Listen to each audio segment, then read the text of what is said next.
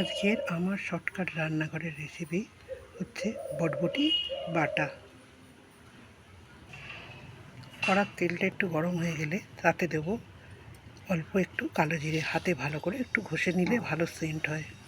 দেবো কালো জিরে। কালো জিরে থেকে ভালো সেন্ট বেরোলে তাতে দেব সেদ্ধ করে বেটে নেওয়া, এতে আছে রসুন আর কাঁচা লঙ্কা দিয়ে এটা ভালো করে বাটা আছে। এবার ওই তেলের মধ্যে, কালো জিরে তেলের মধ্যে এটা দিয়ে দেবো।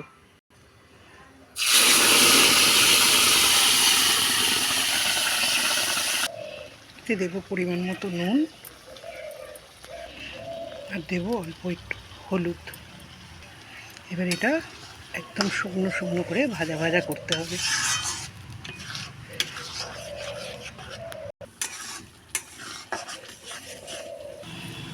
এবার এতে দেবো অল্প একটু চিনি। আপনারা যে যেরকম চিনি মিষ্টি খেতে চান সেরকমভাবে মিষ্টিটা দেবেন। দিয়ে একদম এটা শুকনো শুকনো করে ভাজা ভাজা করে নিলেই তৈরি হয়ে যাবে বটবটি বাটা। করে খেয়ে দেখবেন, খুব সুন্দর খেতে লাগে, খুব সুন্দর।